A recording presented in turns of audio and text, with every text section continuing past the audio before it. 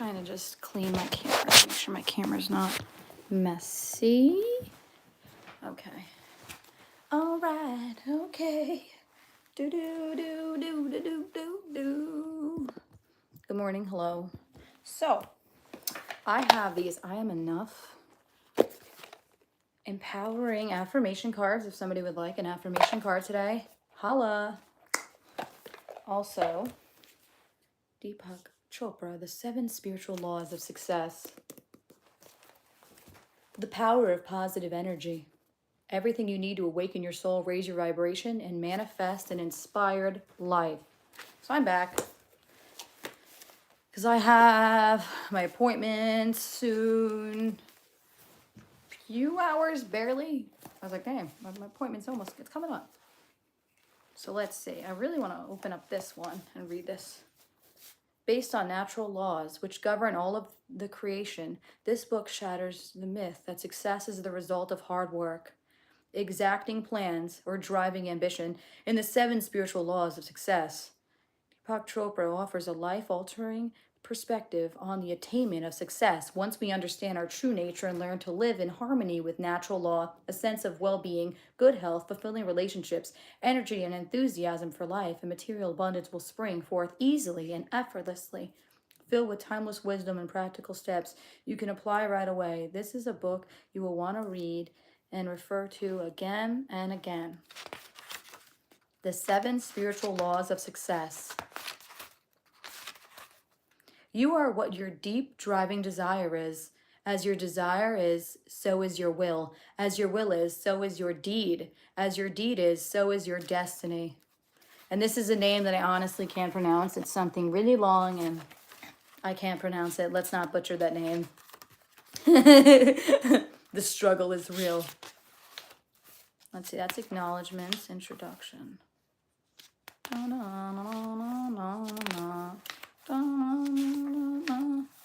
Okay.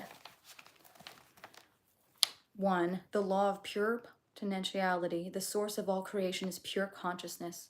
Pure potentiality, seeking expression from the unmanifest to the manifest. And when we realize that our true self is one of pure potentiality, we align with the power that manifests everything in the universe. In the beginning, there was neither existence nor non-existence. All this world was unmanifest energy. The one breathed without breath by its own power, and nothing else was there. The first spiritual law of success is the law of pure potentiality. This law is based on the fact that we are, in our essence, essential state, pure consciousness. Pure consciousness is pure potentiality. It is the field of all possibilities and infinite creativity. Pure consciousness is our spiritual essence, being infinite and unbounded. It is also pure joy. Other attributes of consciousness are pure knowledge, infinite silence, perfect balance, invincibility, simplicity, and bliss. This is our essential nature. Our essential nature is one of pure potentiality. Yeah, very nice book. And I have these affirmation cards if anybody wants one. I do readings as well. I've been doing readings on and off for years. My business is Marvelous Meg's Tarot Readings. And I've decided to sort of reboot it because I was doing it a lot during the pandemic. When you discover your essential nature and though who you really are, and in that knowing itself is the ability to fulfill any dream you have, because you are the eternal possibility, the immeasurable potential of all that was and will be. The law of pure potentiality could also be called the law of unity, because underlying the infinite diversity of life is the unity of one all-pervasive spirit. There is no separation between you and this field of energy. The field of pure potentiality is your own self, and the more you experience your true nature, the closer you are to the field of pure potentiality. The experience of the self or self-referral means that our internal reference point is our own spirit and not the objects of our experience. The opposite of self-referral is object referral. In object referral, we are always influenced by objects outside the self, which include situations, circumstances, people, and things. In object referral, we are constantly seeking the approval of others. Our thinking and our behavior are always in anticipation of a response. It is therefore fear-based. Good morning, Victor. Good morning, K-Dot. Good morning, everyone. In object referral, we also feel an intense need to control things. We feel an intense need for external power, the need for approval, the need to control things, and the need for external power and needs that are based on fear. The kind of power is not the power of pure potentiality or the power of the self or real power. When we experience the power of the self, there is an absence of fear. There is no compulsion to control and no struggle for approval or external power. In object referral, your internal reference point is your ego. The ego, however, is not who you really are. The ego is your self-image. It is your social mask. It is the role you are playing. Your social mask thrives on approval. It wants to control, and it is sustained by power because it lives in fear. Your true self, which is your spirit, your soul, is completely free of those things. It is immune to criticism. It is unfearful of any challenge, and it feels beneath no one. And yet it is also humble and feels superior to no one because it recognizes that everyone else is the same self, the same spirit in different disguises. Good morning. I'm going to pull you a card, though. You wanted a card, you said? The affirmation card. Hi, Prince Anderson. How are you today? K-Dot wants a card. Do-do-do-do, do-do-do-do. All right, let's get you a, so this is just like a positive affirmation cards. Positive affirmation cards. Let's get a card for K-Dot. Hello, Brody James. How are you doing today? Good morning, everyone. Hope everyone's having a great morning. All right, K-Dot. Hopefully one flies out for you. There we go. Gratitude is a powerful catalyst for happiness. It is the sparkle that lights a fire of joy in your soul. Amy Collette. I am grateful that everything is working out for my highest good. This is your affirmation for today. I am grateful that everything is working out for my highest good. I'm great, thank you. This also flew out for you too, K-Dot. Start where you are, use what you have, do what you can. Arthur Ashe. I ground myself in solutions and abundance. I ground myself in solutions and abundance. Anyone else want an affirmation card? I'm also reading this here, The 7 Spiritual Laws of Success, a practical guide to the fulfillment of your dreams. You like that? You want one? Cool. Yeah, I have all these decks now. I have a ton. I have copious amount of cards. I have oracle cards, tarot cards, affirmation cards. I have spiritual everything surrounded under me. I sleep with crystals under my pillow, for crying out loud. All right, Brody. Let's see. This is for Brody right here. I'm not going to continue knocking that old door that doesn't open for me. I'm going to create my own door and walk through that. Ava DuVernay. I am creating the life of my dream. I am creating the life of my dream. That's one, and you also got this. Life is like riding a bicycle. To keep your balance, you must keep moving. Albert Einstein. I have come farther than I would have ever thought possible, and I am learning along the way. I have come farther than I would have ever thought possible, and I am learning along the way. That's nice. Oh, you're very welcome. Yeah, these positive cards help. They go, they definitely go a long way. They go a long way. Where do we live off here? Yeah. That's the essential difference between object referral, self-referral. Self-referral, you experience your true being, which is unfearful of any challenge, has self-respect for all people, and feels beneath no one. Self-power is therefore true power. Power based on object referral, however, is false power. Being ego-based power, it lasts only as long as the object of reference is there. If you have a certain title, if you're the president of the country or the chairman of a corporation, or if you have a lot of money, the power you enjoy goes with the title, with the job, with the money. Ego-based power will only last as long as those things last. As soon as the title, the job, the money go away, so does the power. Self-power, on the other hand, is permanent because it is based on the knowledge of the self, and there are certain characteristics of self-power. It draws people to you. It also draws things that you want to you. It magnetizes people, situations, and circumstances to support your desires. This is also called support from the laws of nature. It is the support of divinity. It is the support that comes from being in the state of grace. Your power is such that you enjoy a bond with people, and people enjoy a bond with you. Your power is that of bonding, a bonding that comes from true love. Awesome. Thank you. Thanks, Kata. Thank you so much. Oh, you're very welcome. How can we apply the law of pure potentiality, the field of all possibilities, to our lives? If you want to enjoy the benefits of the field of pure potentiality, if you want to make full use of the creativity which is inherent in pure consciousness, then you have to have access to it. One way to access the field is through the daily practice of silence, meditation, and non judgment. This is true. I just started meditating again, and let me tell you, it brings you such peace. Meditate, talk to your spirit guides, talk to God, whatever it is that you believe in. Do that. Journal, write down the thoughts that come to you while you're meditating. It's fantastic. If you want to enjoy the benefits of pure potentiality, if you want to make full use of the creativity which is inherent in pure consciousness, you have to access it. Okay, spending time in nature will also give you access to the qualities inherent in the field: infinite creativity, freedom, and bliss.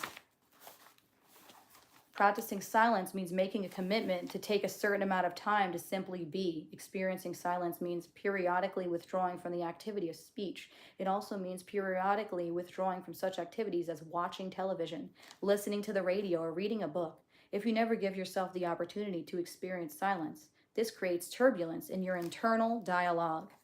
Set aside a little time every once in a while to experience silence, or simply make a commitment to maintain silence for a certain period each day. You could do it for 2 hours, or if that seems a lot, do it for a 1 hour period. And every once in a while, experience silence for an extended period of time, such as a full day or 2 days or even a whole week. What happens when you go into this experience of silence? Initially, your internal dialogue becomes even more turbulent. You feel an intense need to say things. I've known people who go absolutely crazy the first day or two when they commit themselves to an extended period of silence. A sense of urgency and anxiety suddenly comes over them. But as they stay with the experience, their internal dialogue begins to quieten, and soon the silence becomes profound. So this is basically just going on and on again. Hello, how are you doing, Entertainer Pandy? You need to take the moment out of your days, whatever it is that you're doing, your lives, and have complete and utter silence. Don't go on your phone. Don't, just meditate and sit there and ground yourself. Ground your energy out. I'm great, thank you. How are you? Practicing silence periodically as it is convenient to you is the one way to experience the law of pure potentiality. Spending time each day in meditation is another. Ideally, you should meditate at least 30 minutes in the morning and 30 minutes in the evening. Through meditation, you will learn to experience the field of pure silence and pure awareness. And that field of pure silence is the field of infinite correlation, the field of infinite organizing power, the ultimate ground of creation where everything is inseparably connected with everything else. What do you mean what happened with my hair? Everybody's freaking out about the hair. This is hilarious. What's wrong with the hair? I love how everyone's freaking out. Some other people freaking out on the other side. They're like, what's that? What happened with your hair, babe? What happened with your hair? It's human hair. Yeah, it's human hair. That's why everyone thought it was real. They're like, oh my God, you bleached your hair? Why'd you do that? I'm like, really? My hair originally was really short. It's not super long. Hi, how are you today? Good morning. In the fifth spiritual law, the law of intention and desire, you will see how you can introduce a faint impulse of intention in this field. The creation of your desires will come about spontaneously, but first you have to experience stillness. Stillness is the first requirement for manifesting your desires, because in stillness lies your connection to the field of pure potentiality that can orchestrate an infinity of details for you. Imagine throwing a little stone into a still pond and watching it ripple. Then after a while, when the ripples settle down, perhaps you throw another little stone. That's exactly what you do when you go into the field of pure silence and introduce your intention. In this silence, even the faintest intention will ripple across the underlying ground of universal consciousness, which connects everything with everything else. But if you do not experience stillness and consciousness, if your mind is like a turbulent ocean, you could throw the Empire State Building into it and you wouldn't notice a thing. In the Bible is the expression, be still and know that I am God. This can only be accomplished through meditation. Another way to access the field of pure potentiality is through the practice of non-judgment. Judgment is the constant evaluation of things as right or wrong, good or bad. When you are constantly evaluating, classifying, labeling, analyzing, you create a lot of turbulence in your internal dialogue. This turbulence constricts the flow of energy between you and the field of pure potentiality. You literally squeeze the gap between thoughts. The gap is your connection to the field of pure potentiality. It is that state of pure awareness, that silent space between thoughts, that inner stillness that connects you to true power. And when you squeeze the gap, you squeeze your connection to the field of pure potentiality and infinite creativity. There is a prayer in A Course of Miracles that states, "Today I shall judge nothing that occurs. Non-judgment creates silence in your mind. It is a good idea, therefore, to begin your day with that statement, and throughout the day remind yourself of that statement each time you catch yourself judging. If practicing this procedure for the whole day seems too difficult, then you may simply say to yourself, for the next 2 hours I won't judge anything, or for the next hour I will experience non-judgment." Then you can extend it gradually. No, I'm not. Why are you picking on me, meanie?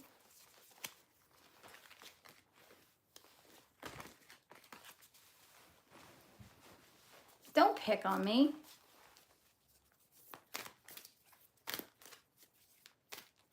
Anybody want a positive affirmation card? Anybody at all?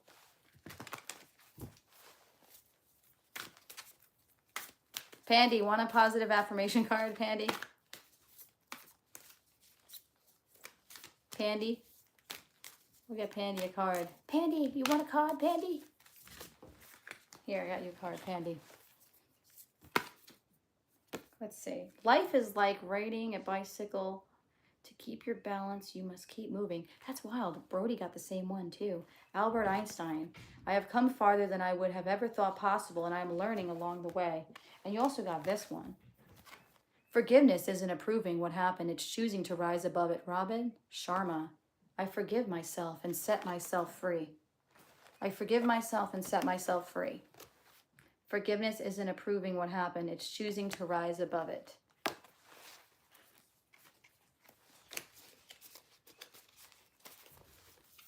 Let's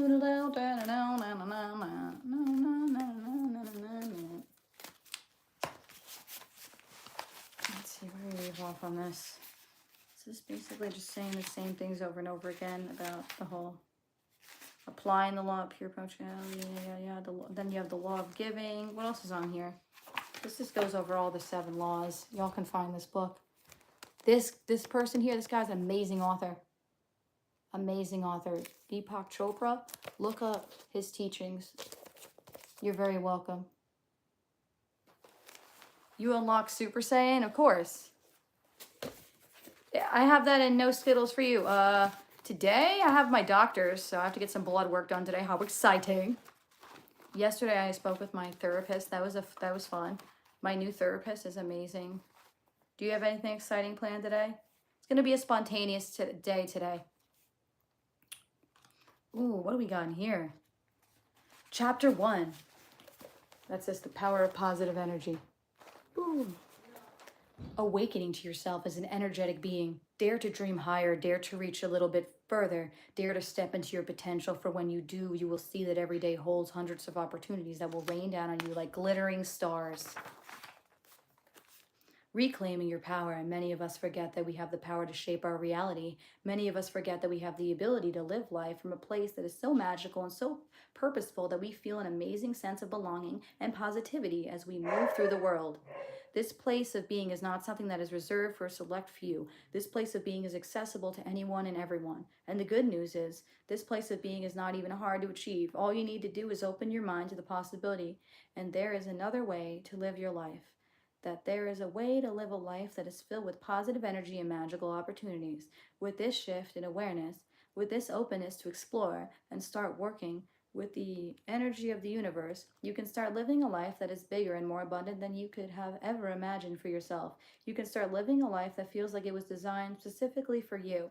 Any decision to change your life comes from a deep feeling of wanting something different for yourself and from having an innate knowing that there is something better out there for you. Spontaneous for you. It should go well. Everything's good.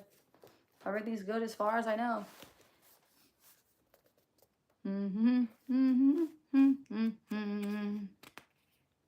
If If you want to shift your life in this direction, if you want to start aligning yourself with these forces, then you must start by claiming your power back. You have to be ready and willing to stand up and take responsibility for your life and own every thought, experience, and feeling as if you chose it. When you regain this level of power, you can take the steps you need to shift your life in a positive direction.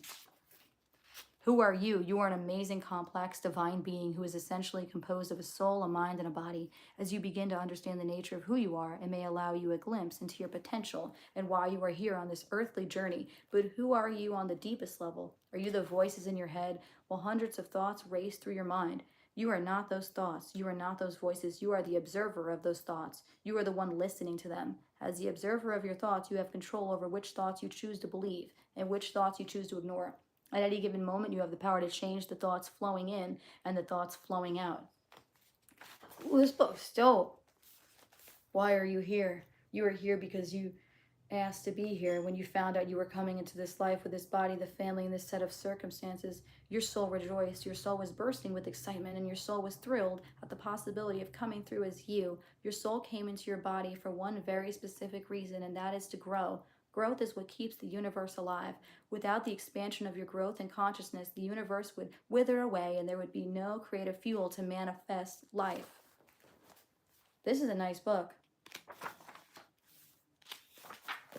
This is so, so nice. Y'all need to check out this. Check it out. Check it out. Check it out. I'm going to post this. Check out this book. Do-do-do-do. Check it out.